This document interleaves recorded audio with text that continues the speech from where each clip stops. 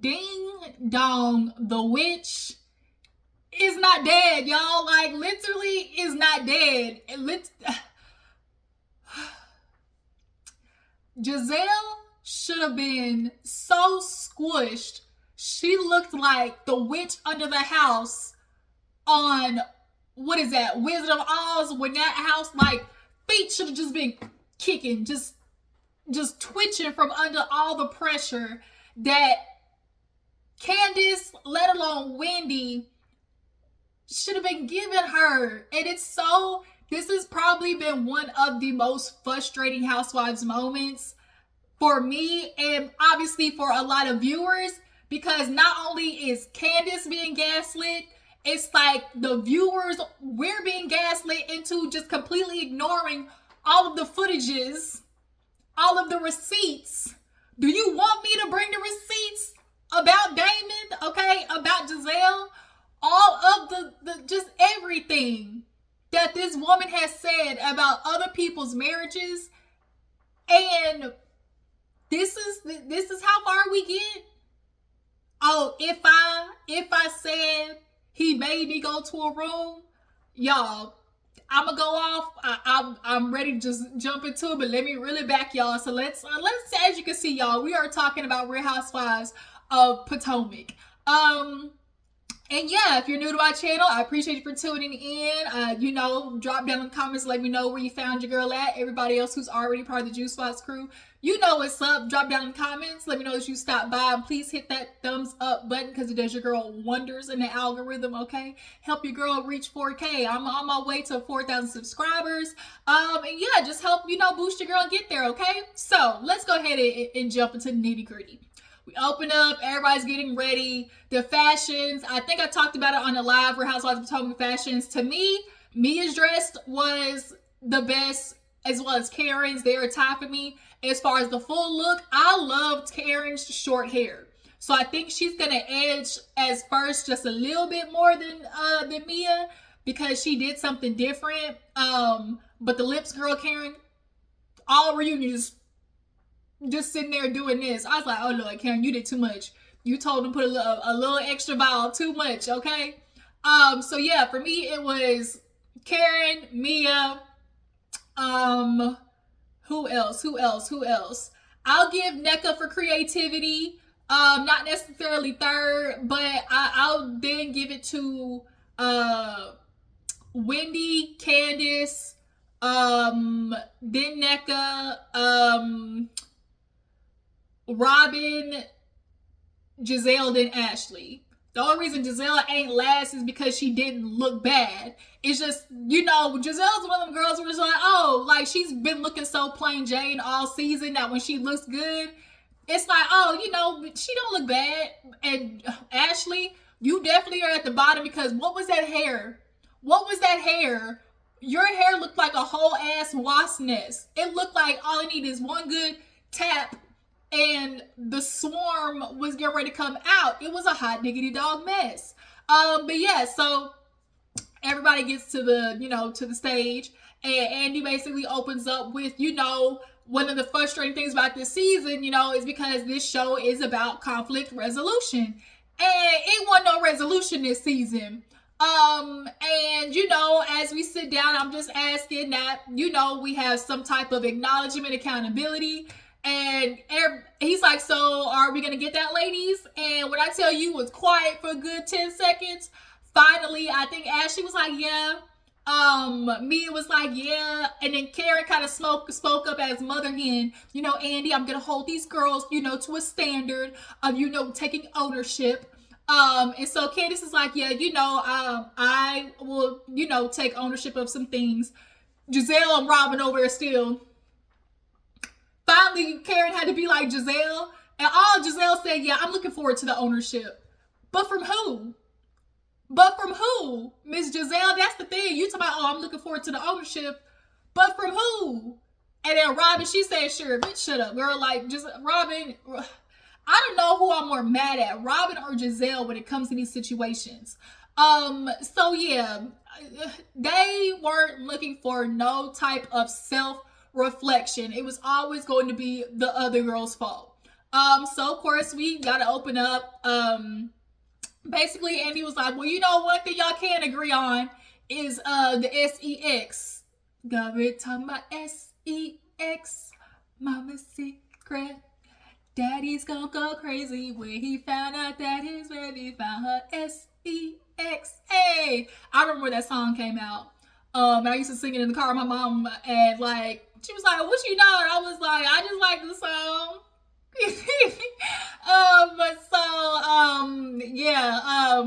Yeah, the ladies, they just, you know, love how to what Megan say, got with me, swallow me, drip that side of me, okay? They were talking about that WAP, okay? And Andy was like, why is it when y'all talk about this, y'all cool? And me basically said we all some freak leaks. Karen, you know, Karen is in her prime. You know, when women age, get older, you get more confidence about yourself. You know, that libido start kicking in. You ain't got to worry about getting pregnant, so you could act plumb full crazy. And you know, when Karen got asked about how many partners she had, she's like, I just counted wet dreams. Robyn, girl, you tried to say something. So, I mean, I guess that means you don't know how many partners you've slept with. She was like, no, that would be Juan. I said, oh. When she said it, no, that would be Juan, Robyn. I said, oh. So maybe Karen is going to give it to, you know, the girls this reunion. And with Karen having that energy, I just knew in the back of my mind, Candiace was going to follow suit. And she didn't.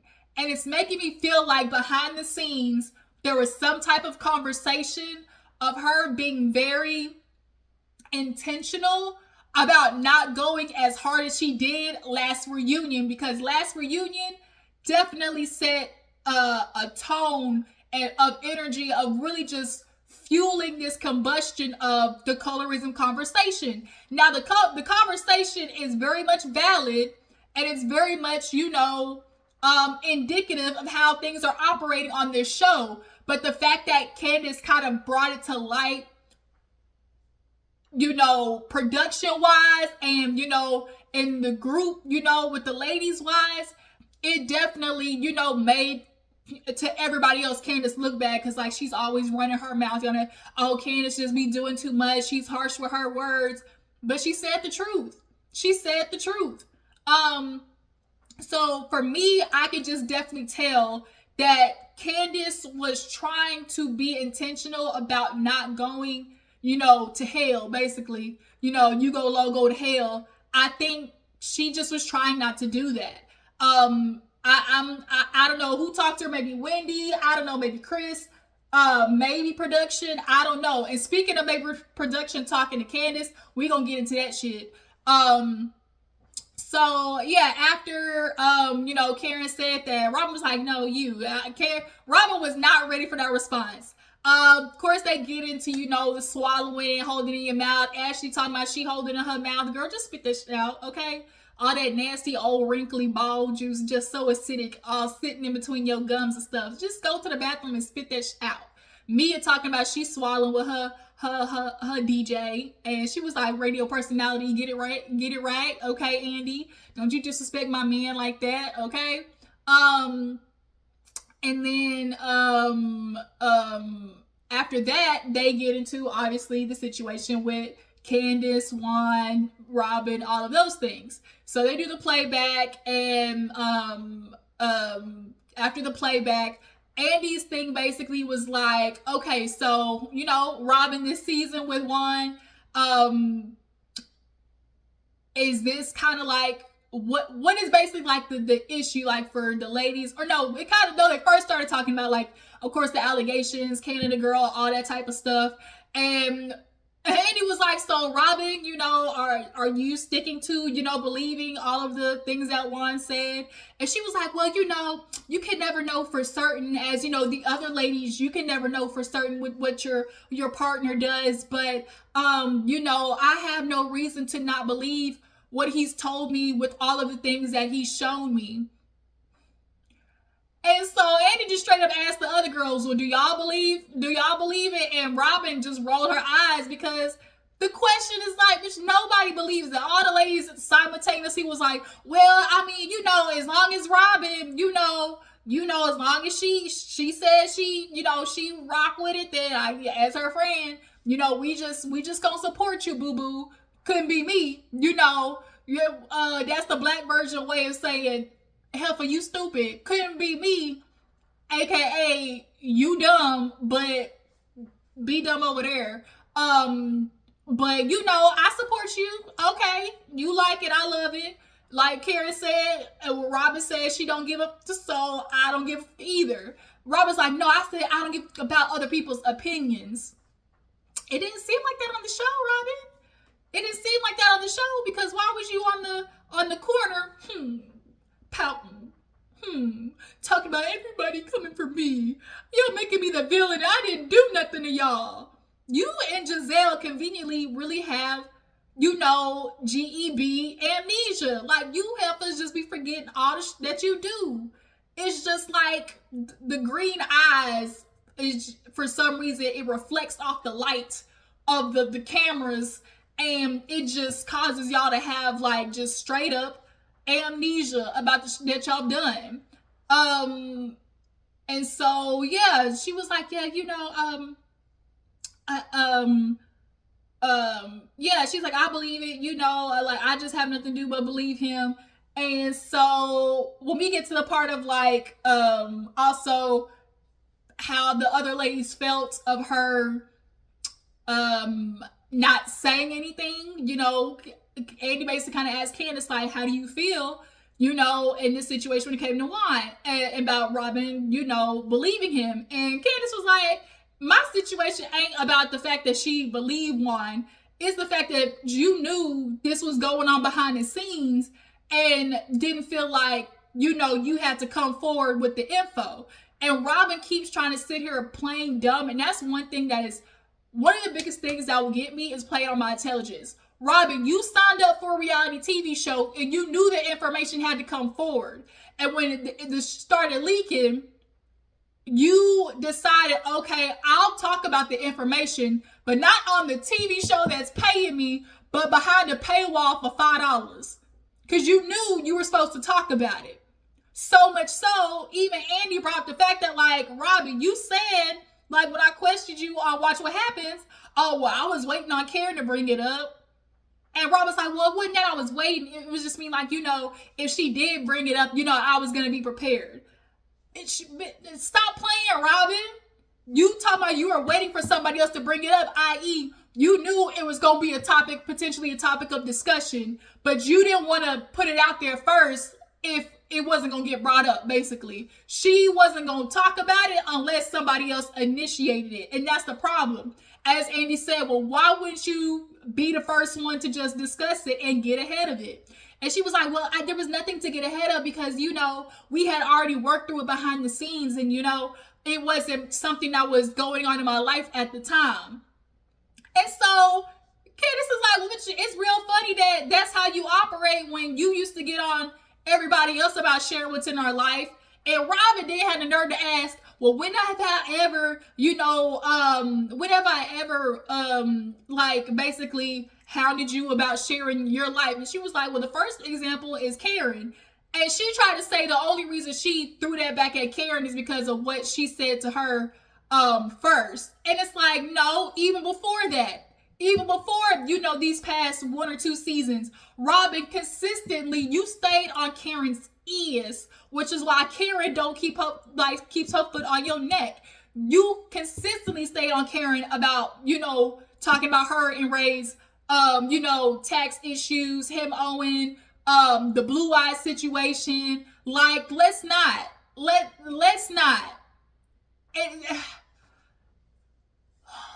This was aggravating. It was so aggravating. So, yeah, so, like, after she got asked that, it was just kind of like, why are you acting like, it's just so funny, because it's like, why are you acting like you don't know what the assignment is? But you knew what the assignment was, which is why you and Juan started back up this season, and the first 3 episodes was y'all talking this shit out because you knew what was supposed to happen. And for me, what's even more frustrating is I just knew in the back of my mind, because Juan ain't never showed up to these reunions, that when they signed back on, there was going to be a contingency requiring Juan to show up to a reunion. I just knew in the back of my mind. I was like, ain't no way. This is what's happening in their lives. And they are not going to have Juan get away. Like, they're going to have Juan get away with not showing up to another reunion. And the fact that he's not there again, Wendy had to be like, girl, like, because when Andy was like, well, do you feel like through this, the show, Juan has supported you? She's like, yeah, he came on, he answered questions. Bitch, girl, he answered 2-3 questions, and his response to everything was, I'm just a nice guy. He supports you, right? But as Wendy said, as your husband, he can show up to sit behind you at least for 30 minutes to say, hold on, let me address the actions that I caused for all of this pain in your life to deal with. From Twitter to social media, everything, Robyn, you keep taking the licks for this, and he's the one that did it. And yet you talk about, oh, I'm okay with it. No, you're not. You convince yourself you're okay with a lot of the things that Juan does because he ain't changing, and he ain't changing. And when he puts his foot down on something, that's it. Not only that, she doesn't like the backlash. I have noticed consistently through how Juan is very emotionally manipulative, and he stonewalls Robyn, i.e., when you start to give silent treatment or withhold affection or, things like that, that's a part of the emotional, okay? Obtuse. The emotional obtuse. Y'all know what I'm trying to say.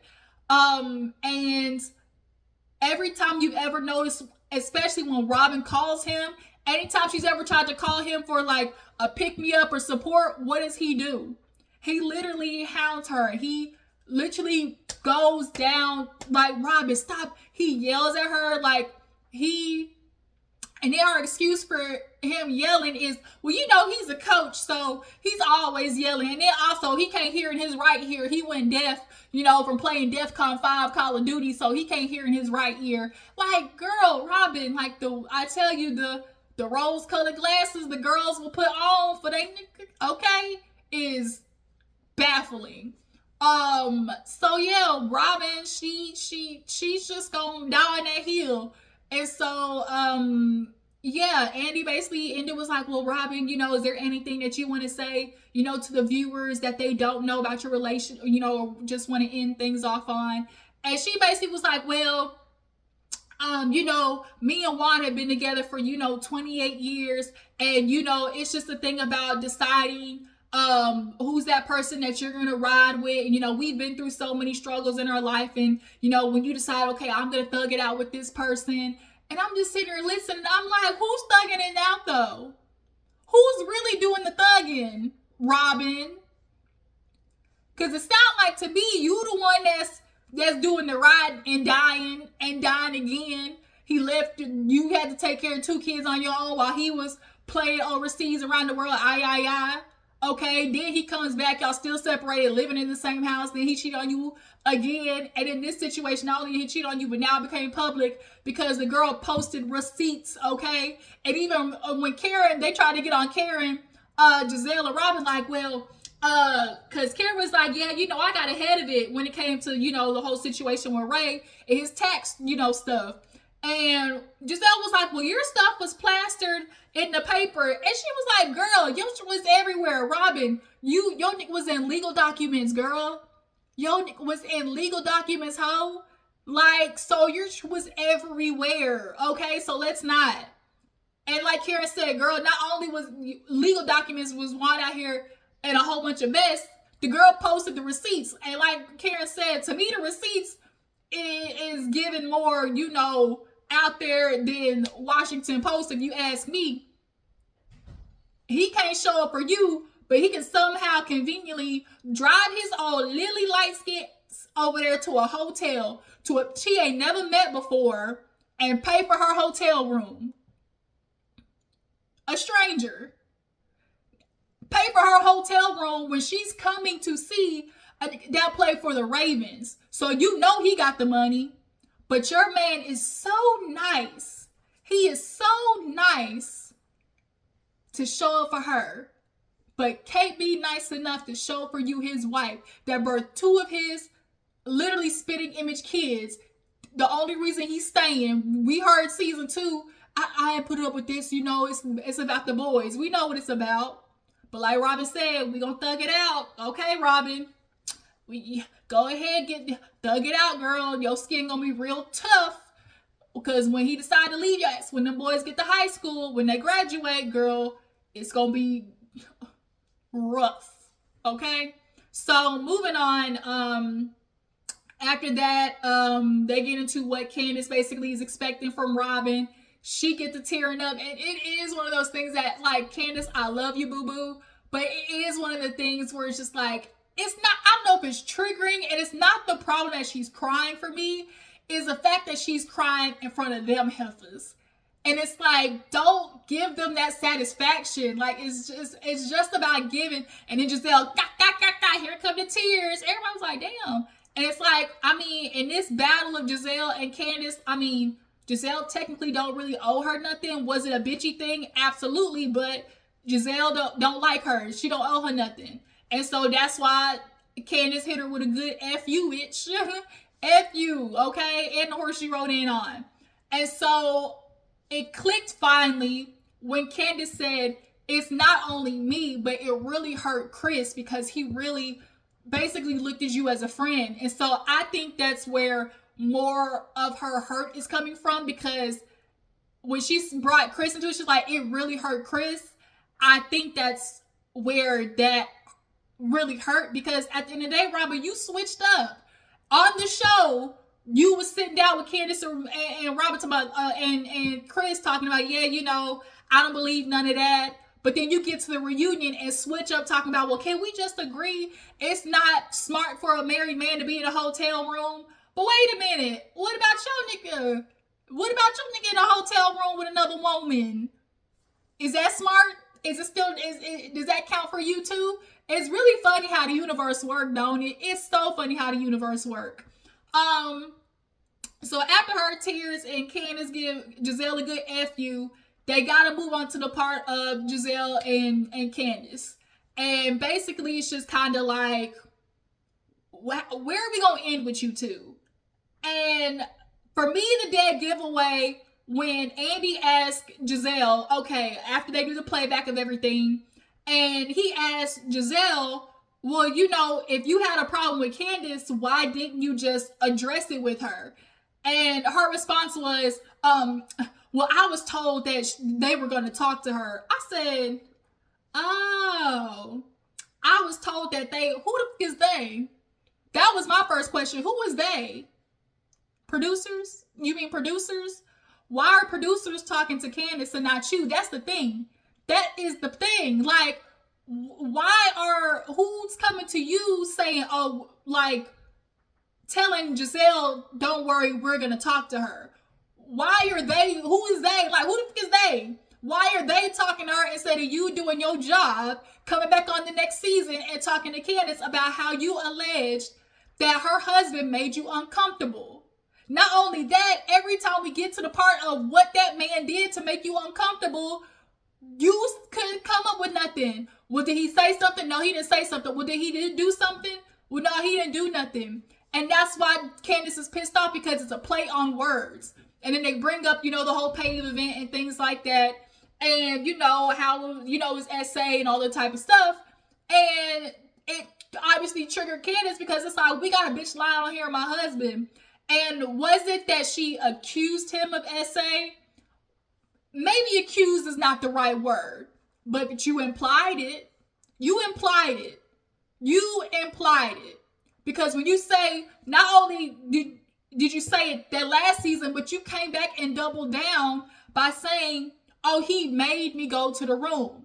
Your story has switched up so many times. He made me uncomfortable to I felt uncomfortable. Those are two different things, bitch. And Giselle knows that.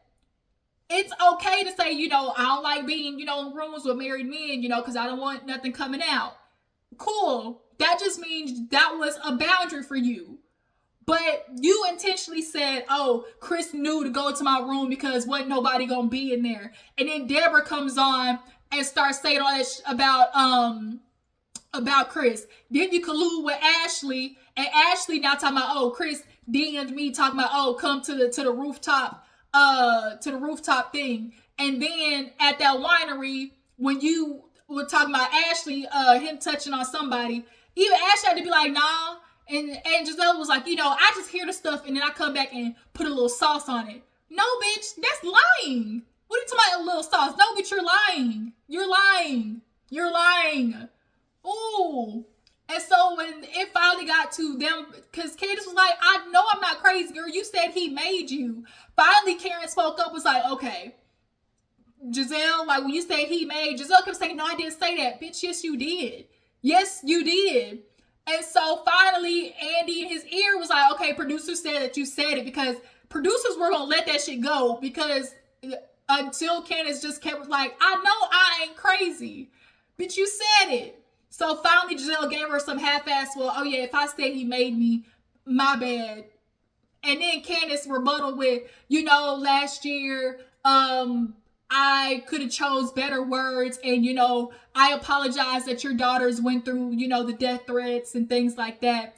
And it's kind of like Candiace said earlier, it's not fair for you to try to conflate Candiace having an issue with you and the viewers having an issue with you as the same. Girl, we're just talking about what we're seeing on national TV, and I don't believe in the threats. That's crazy.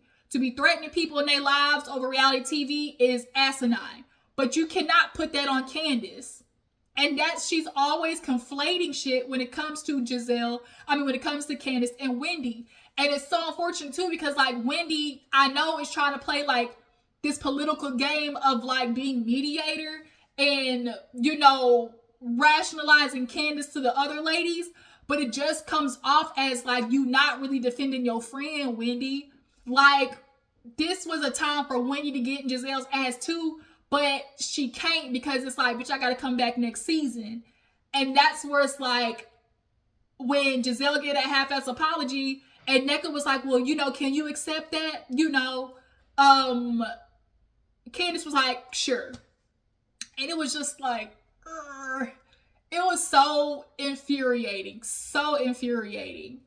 So they go for break. Mia, she in there with G, talking to her little boo thing on the phone. G waved to him, and he's like, hey, man. So it's like, they gonna come back and, get into that shenanigans.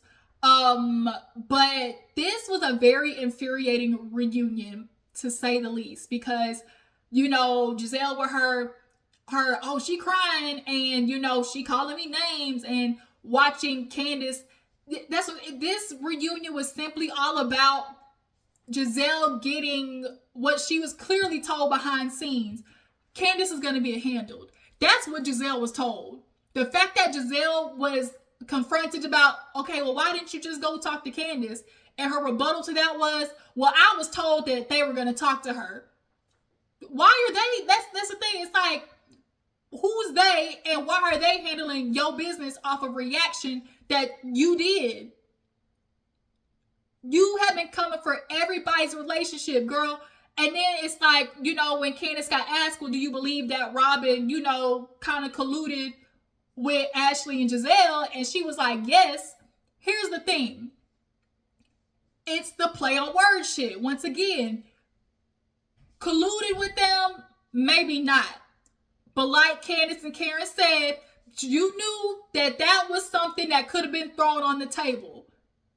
But because that was going on, I'm a back, I'm a Homer Simpson this shit, and I'm going to go in the bushes and let that play out, because it's a distraction from the fact that my nigga can't keep his dick in his pants. That he, back here at the hotel room while I'm still, taking care of his 2 sons. That's what that was. And Robyn is giving that, Giselle and Ashley kind of give Robyn that, that Law and Order, plausible deniability, just because we ain't talked about the plan with her. But it's always convenient how Giselle kind of gets a ball rolling and Ashley's behind there, just just pushing, helping, pushing along the way. Chris is a cheat. And then I bring my friend on talking about, oh, Chris was all smiling and happy with me. Not alone, let alone Chris, but also happy Eddie too. It was all a plan. It was all a plan. And even though Robyn might not have known in the get-go what it was, when she started seeing how it was playing out, she knew it worked for her benefit, which is why she didn't say shit. She did just enough to cover her ass talking to Candiace, so, I don't believe nothing. But then when it started, catching real flames, you want to fall back to your friend's wayside. All of this was bullshit, and it was a way to get Gizelle her wishes of feeling like Candiace was handled. And there's nothing more aggravating than that. So yeah, you guys, I'm trying to think if I missed anything. They end with talking to Mia about G.